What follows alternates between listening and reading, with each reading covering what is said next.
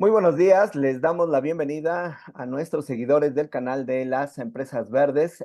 Los invitamos y además damos gracias a quienes ya lo hacen. Nos sigan en nuestras redes sociales de Facebook, LinkedIn, Instagram y X, donde nos pueden encontrar como las Empresas Verdes. También los invitamos a que se suscriban a nuestro canal de YouTube, Las Empresas Verdes, y que nos visiten en nuestro sitio web Las Empresas Verdes, conectando la sustentabilidad y los negocios. El día de hoy vamos a estar platicando sobre el foro que tendrá lugar en la Ciudad de México el próximo 20 de abril con el tema pérdida y desperdicio de alimentos. Para esto tenemos como invitada el día de hoy a Ana Catalina Suárez Peña. Ella es directora senior de estrategia e innovación de la red de alimentos del banco, de la red de la red mundial de bancos de alimentos, perdón. Ana Catalina, muchas gracias, te damos la bienvenida. Ismael, gracias a ti por generar este espacio y a todas las personas que nos estén escuchando. Muchas gracias por conectarse. Pues Ana Catalina, la importancia de este tema. De pronto en el día a día, en nuestra cotidianidad, perdemos de vista el efecto o el impacto que tiene no solamente no utilizar el alimento de manera debida, sino quizás los volúmenes de residuos que se generan, no nada más en las industrias, en los hoteles, sino incluso en nuestros propios hogares. Platícanos un poquito qué están haciendo ustedes y la importancia nuevamente de este tema. Pues Ismael, muchas gracias. Para quienes nos están escuchando, mi nombre es Ana Catalina Suárez Peña, soy la directora global de estrategia e innovación en una organización internacional basada en Estados Unidos que se llama The Global Food Banking Network, la red global de bancos de alimentos. Esta organización es una organización que busca reducir las pérdidas y desperdicios de alimentos al mismo tiempo que cumplir con su gran meta de alimentar más de 50 millones de personas para el año 2030.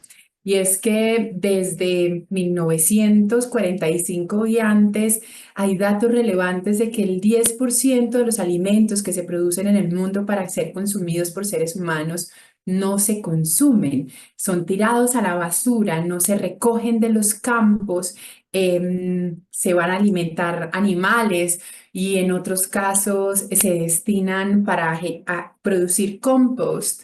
En otros lugares se usa para producir productos bioindustriales y mientras tanto tenemos más de 800 millones de personas que sufren hambre y cerca de 3 billones de personas que no tienen cómo acceder a una dieta saludable.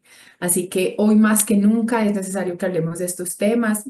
Yo diría, adicional a lo que ya he dicho, que es relevante que hablemos de este tema por una razón. Uno, el calentamiento global es real, está afectando nuestros sistemas de producción, está cada vez más afectando nuestros sistemas alimentarios.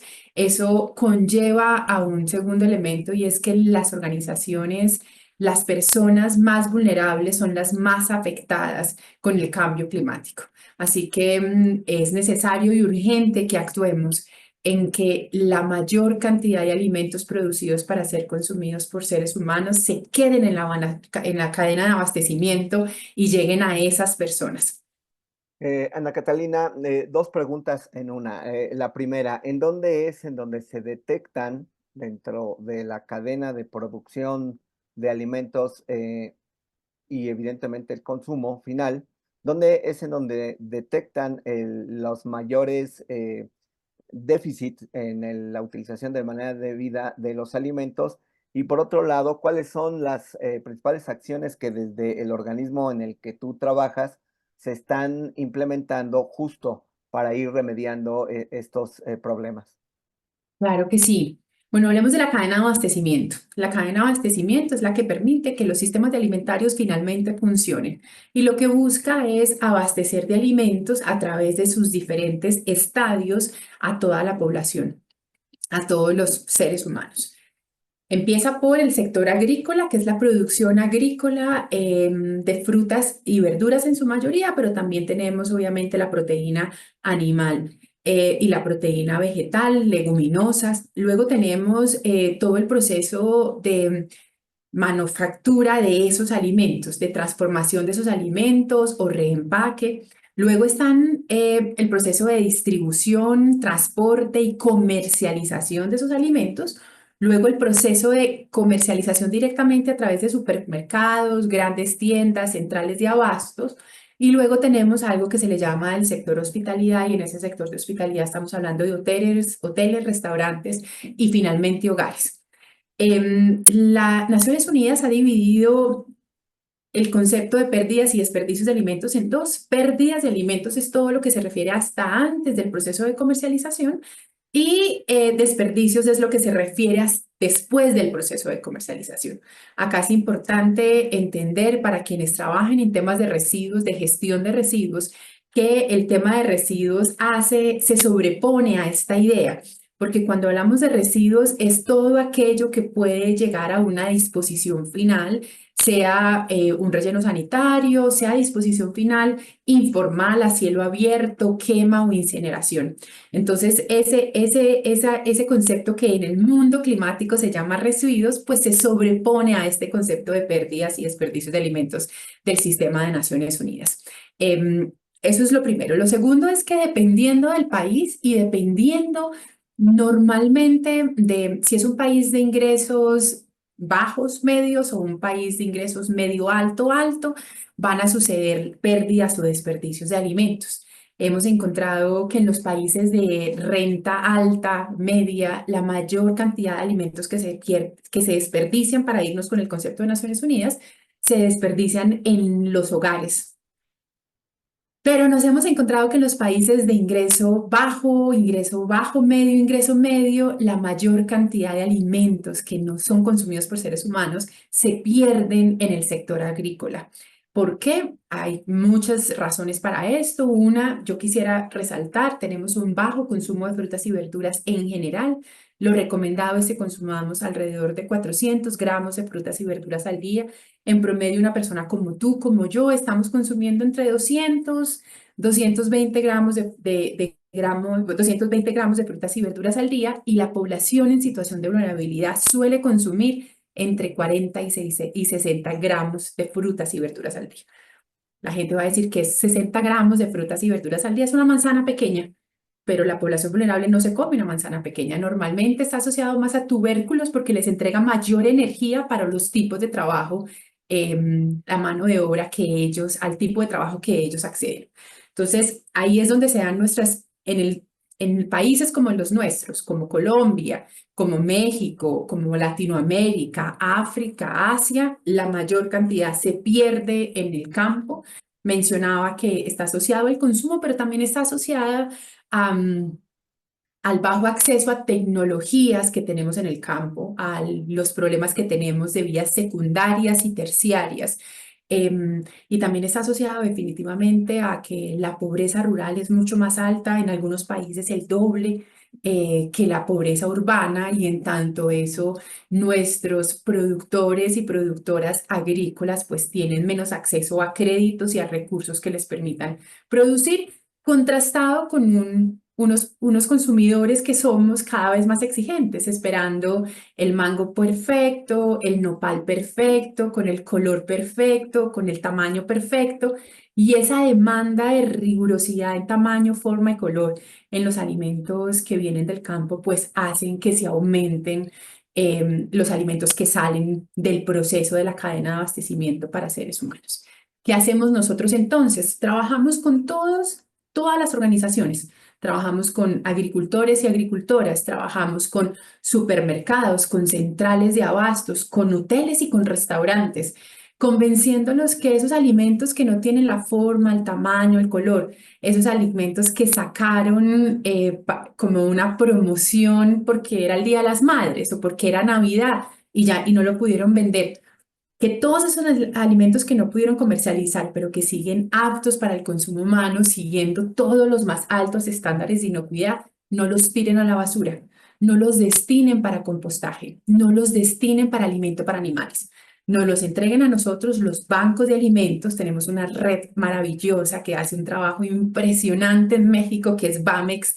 Un saludo de corazón a todos nuestros banqueros de alimentos en México, que están a lo largo y ancho de todo el país, porque sin ellos nada de esto sería posible. Estamos hablando de más de 170.000 toneladas de alimentos que el año pasado se distribuyeron por esa red mexicana, y que lograron finalmente convencer a las organizaciones productoras, transformadoras, distribuidoras, comercializadoras de alimentos, que esos alimentos no los tiraran a la basura, no les dieran una vía distinta a la de alimentar personas, no las entregaran a nosotros, nosotros los recibimos, los clasificamos, verificamos que cumplan con los más altos estándares de calidad y luego se los entregamos a personas en situación de vulnerabilidad.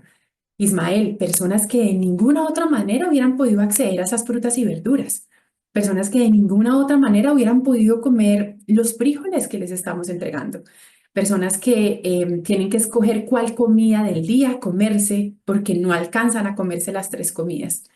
Así que ese es el trabajo que hacemos.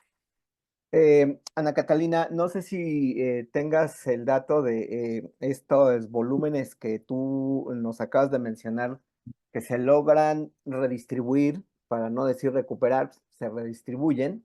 eh, ¿Qué porcentaje representan, digamos, del total de la primer mano de demanda, si es que el término es el correcto?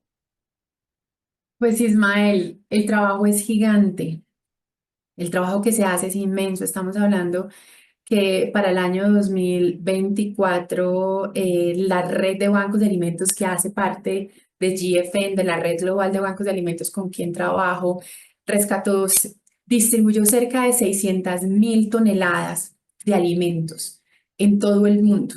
Sin embargo, es inmenso esfuerzo trabajando en los bancos de alimentos en más de 60 países en el mundo. Atendidas más de 70.000 organizaciones que reciben estos alimentos, muchísimas empresas que toman la decisión de nuestra mano de no botarlos, no rescatamos más de el 1% del total de los alimentos que se tiran a la basura. Por eso cuando una empresa se me acerca de mí y me dice, pero Ana, cuando yo empiezo, porque nosotros les decimos, hay que medir, mira cuánto se desperdicia en su organización. Y muchas veces lo que sucede es que esa organización se da cuenta que está desperdiciando en su proceso de producción o que está está perdiendo en su proceso de producción o está desperdiciando en su proceso de comercialización y empiezan a hacer mejoras en generar subproductos con las pérdidas que tenían, empiezan a hacer mejoras de mejores negociaciones entre ellos y el supermercado al cual están vendiendo y se reducen las donaciones que nos entregan a nosotros. Pero siempre me preguntan, ¿eso no te preocupa a ti? Y yo le decía, yo siempre les digo, no se preocupen, todo esfuerzo cuenta. En este momento rescatamos menos del 1%, así que cualquier acción que llevemos a cabo será absolutamente necesaria y significativa para un sistema alimentario que necesitamos que alimente a todas las personas en el mundo con alimentos de alto valor nutricional. Y déjame, Ismael, mencionarte algo que me parece de las cosas más bellas y sorprendentes y tristes al mismo tiempo, porque es diciente, y es que cerca del 60% de los alimentos que distribuyen los bancos de alimentos son de alto valor nutricional. Te estoy hablando de alimentos de origen de la vaca, leche, yogur, quesos. Estoy hablando de huevos, pero también estoy hablando de frutas y verduras. Estoy hablando de leguminosas. 60%. Eso significa que si uno extrapolara un poco esa información, también podría decir que ese 99% que no estamos rescatando no solo son kilos de alimentos, sino que estamos botando comida de alto valor nutricional. 60% de la comida que botamos podría ser de alto valor nutricional si usáramos nuestros datos y los extrapoláramos. Es gravísimo. Latinoamérica tiene la dieta saludable, y por dieta saludable ni estoy hablando de leche de almendras, ni estoy hablando de mantequilla de maní, ni estoy hablando de arándanos, no, estoy hablando de dieta saludable básica. Cereales, leguminosas, proteína básica, frutas y verduras en cosecha. Latinoamérica tiene la dieta más costosa del mundo. Estamos hablando de $3,8 por día. cuando una persona en pobreza o en pobreza extrema gana menos de 2 o 1 dólar al día. Ese dólar o esos $2 los tienes que distribuir entre transporte, alimentación, vivienda, servicios de salud, disfrute, porque ¿cómo no vamos a decir que es necesario que también disfrutamos la vida? No es posible alimentarnos con $2 al día. Ana Catalina, ¿cuáles serían desde la perspectiva de la Red Mundial de Banco de Alimentos los principales desafíos que se tienen justo para alcanzar las metas que tú nos mencionabas al inicio de la conversación? Pues, Ismael, nuestra gran apuesta es de aquí al 2030 pasar de rescatar un 1% a rescatar un 5% del total de los alimentos que se pierden o desperdician en el mundo. ¿Eso qué significa? No es crecer 5% con base en lo que tenemos hoy, sino rescatar el 5% de lo que se pierde o desperdicia. Eso es un salto cuántico. Un salto cuántico es de mayor conciencia de los dueños de los procesos de producción de alimentos, transformación de alimentos, hasta una capacidad logística y operativa de nuestros bancos de alimentos para poder recibir y distribuir. Así que es el ancho de banda de las acciones que tenemos que hacer, pasando por elementos tan importantes como política pública que mejore e impacte las condiciones para aquellas organizaciones que tomen la decisión de no destruir los alimentos o no transformarlos en otras cosas distintas a guardar ese valor nutricional en la cadena de abastecimientos, pero también apoyo al trabajo que están haciendo las organizaciones sociales en las diferentes comunidades y territorios para rescatar alimentos. Nosotros usamos un término que a mí me gusta mucho como persona que ha trabajado mis 25 años en temas sociales, y es que los bancos de alimentos hacen parte de algo que nosotros llamamos el sistema de protección social comunitario. ¿Y esto por qué es relevante? Porque tradicionalmente los sistemas de protección social son del Estado. El Estado es el quien los configura. Pero realmente en los países de renta baja, media, los sistemas de protección social son estatales y son comunitarios. ¿Qué sería de las comunidades sin las organizaciones sociales de base que todos los días están trabajando para atender niños y niñas, para atender adultos mayores, para atender a adolescentes que quieren estudiar? No existiría, tendríamos mucha más pobreza y mucha más hambre. Así que, ¿qué creo yo? Una mayor decisión de contar qué estamos perdiendo y desperdiciando, entender que ese alimento que convertimos en compostaje, ese alimento que convertimos en alimento para animales, no nos está permitiendo alcanzar la meta de tener unos mejores sistemas alimentarios, un país más nutrido y por ende más inteligente. Déjame solo hacer un paréntesis ahí. Tenemos varios estudios longitudinales en Estados Unidos, en Brasil, que han demostrado que un niño o una niña que en sus primeros 2 años tuvieron desnutrición crónica es un adulto que va a tener 14% puntos porcentuales menos de coeficiente intelectual. Por ende, va a tener 5 años menos de estudio y 58% menos de ingresos que la media del país. ¿Eso qué significa? Que estamos criando personas para ser pobres. Y en tanto esa pobreza no les va a permitir salir adelante y no va a ser posible decirles que mejoren, que hagan un esfuerzo, porque no tiene que ver con un esfuerzo, tiene que ver que cuando crecieron sus neuronas ya no estaban todas conectadas porque no accedieron a los alimentos que necesitaban acceder. Necesitamos una empresa, un sector productivo más comprometido con reducir las pérdidas y desperdicios de alimentos. Necesitamos un escenario de política pública. Algo que viene avanzando en el mundo es la prohibición de que a los rellenos sanitarios lleguen los residuos orgánicos. Esto cada vez es más fuerte, lo vamos a ver, en varios países se está discutiendo, Europa lo tiene muy implementado en la mayoría de sus países, pero definitivamente creemos que una política pública más acertada en pro de la conexión entre la reducción de residuos orgánicos y una mejor alimentación y un sistema de seguridad alimentaria mejor para el país se vuelve estratégico. Y por último, pues como lo mencionaba ahorita, el apoyo a las organizaciones sociales, que son las que están, los bancos de alimentos, las organizaciones sociales, que son las que permiten que este sistema de protección social comunitario llegue a quienes más lo necesitan. Ana Catalina, por último, ¿qué nos espera en el foro de desperdicios de alimentos que tendremos, pérdida y desperdicio de alimentos que tendremos el próximo 29 de abril? ¿O qué debemos de esperar? ¿Qué nos vamos a encontrar en ese evento? Ismael, no, pues primero un agradecimiento gigante a Deloitte y a Tetra Pak por organizar esto y ponerlo en el centro de la agenda. Yo, eso es lo primero que quiero decir, me quito el sombrero, porque estos son los esfuerzos que necesitamos.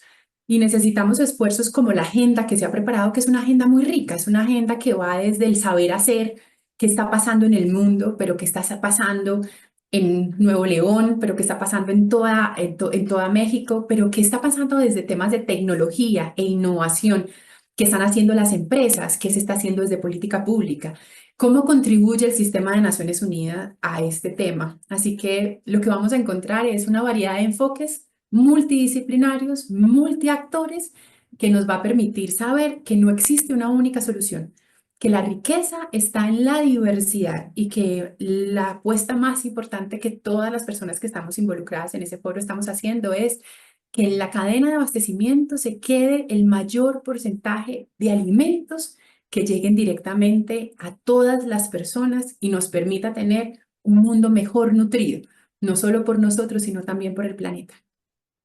Perfecto, pues Ana Catalina, te agradezco mucho el espacio y tu tiempo. Nos estaremos viendo por ahí el 29 de abril.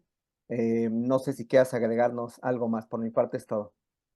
No, a ti Ismael, gracias y a quienes nos escucharon este rato, gracias por conectarse y recuerden que el cambio empieza en todos y cada una de nosotras. Así que por favor les pido que se coman toda la comida que les vayan a servir en el plato, porque en nosotras y nosotros está el cambio. Pues muchas gracias, Ana Catalina. Nos vemos pronto. Gracias, Ismael.